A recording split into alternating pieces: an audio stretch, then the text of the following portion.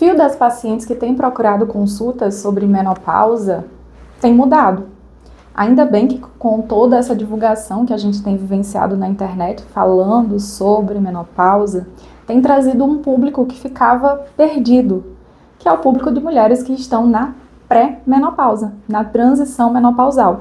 Eu já falei em alguns vídeos anteriores sobre essa classificação, mas basicamente é aquele momento em que a gente não consegue dar certeza que se está na menopausa, mas que se sabe que ela está chegando. E também não conseguimos precisar em quanto tempo essa menopausa vai chegar. Lembrando que menopausa é quando faz 1 ano da última menstruação. Mas antes disso, as mulheres já estão sentindo sintomas. Então a gente não precisa esperar essa menopausa chegar para tomar atitudes. E hoje sim, tem indicação de começar a reposição hormonal nessas pacientes que estão na transição menopausal. Outra coisa que ficou muito comum ao longo dos anos foi focar a avaliação da mulher no climatério, né, que compreende a perimenopausa, a pós-menopausa, em focar todo o questionamento nas consultas sobre 3 coisas: calorões, ressecamento vaginal e libido. Sendo que, na verdade, a gente tem inúmeras formas de avaliar não só queixas, mas qualidade de vida. A gente tem que começar a falar sobre qualidade de vida dessas mulheres. Então, quando a gente aborda a qualidade de vida no geral, a gente entra em aspectos de como que está o sono dessa mulher, como que está a satisfação dela na vida sexual também.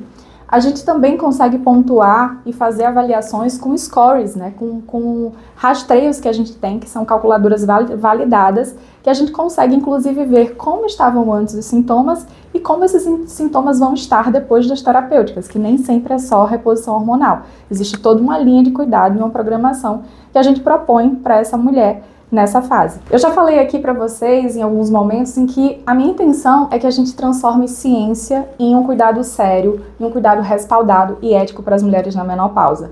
A gente não pode estar oferecendo tudo que é moda sem saber se vai funcionar ou não. Então, o que eu faço na minha consulta?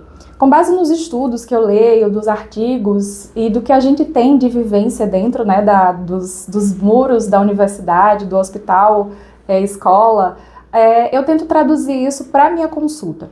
Existem escalas de avaliação de sintomas, e essas escalas de avaliação de sintomas são muito usadas nos estudos para tentar deixar essas mulheres enquadradas em algumas situações, de mais grave, menos grave, se são muito sintomáticas ou pouco sintomáticas. E o mais incrível é que a gente tem esses scores de avaliação de uma forma que a gente consegue avaliar uma coisa chamada qualidade de vida. Por quê? Se você tem sintoma que afeta a tua qualidade de vida, é algo que merece atenção. E merece atenção e merece intervenção da melhor forma.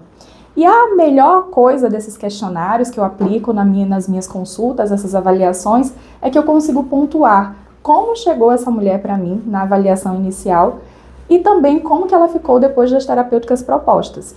Uma coisa que é muito importante falar é que a menopausa ela não vai ser uma experiência igual para todo mundo. E um outro detalhe é, esses questionários que a gente consegue fazer uma avaliação mais aprofundada, que vai além dos sintomas mais clássicos e mais comuns conhecidos, mensurar outros sintomas que a mulher nem imaginava que poderiam ser causas da menopausa.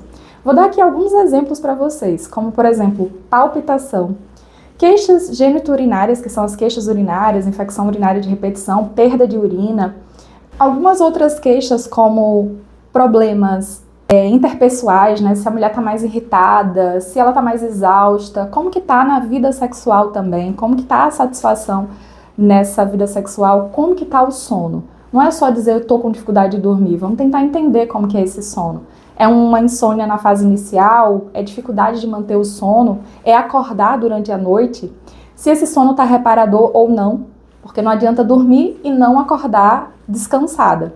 Então esses são alguns dos detalhes que a gente vai conseguindo aprofundar para tentar entender se essa mulher já apresenta sintomas. Lembrando que a reposição hormonal ela é indicada para mulheres sintomáticas. E nós já podemos iniciar a reposição hormonal em mulheres que estão na perimenopausa, na transição menopausal. Esses questionários, essas avaliações, que nada mais é que uma consulta mais aprofundada e mais atenciosa para as queixas das mulheres, eles permitem que a gente pegue as mulheres que estão na perimenopausa nessa transição menopausal, nesse sobe e desce de hormônios, e a gente tenta entender, juntando todas as queixas, se isso sim faz parte de um evento cujo qual tem como base as alterações hormonais já prévias à menopausa. Uma coisa que é muito comum chegar no consultório são mulheres que vieram já de vários outros profissionais.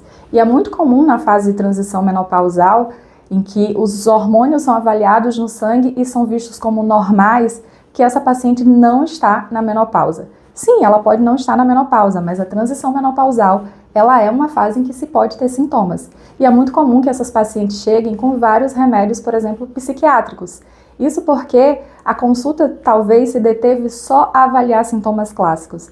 E o que a gente precisa fazer é avaliar a mulher de forma ampla, considerando vários e vários aspectos. É importante avaliar sintomas físicos, sintomas emocionais, cognitivos e sexuais. Uma consulta de menopausa completa necessariamente passa por essas vertentes de avaliação. E pelos sintomas menos óbvios. Vou falar aqui para vocês no próximo vídeo sobre um caso de 2 pacientes que estavam na perimenopausa e que, por causa de um detalhe que passou ali despercebido por alguns, foi que a gente conseguiu chegar no diagnóstico de perimenopausa.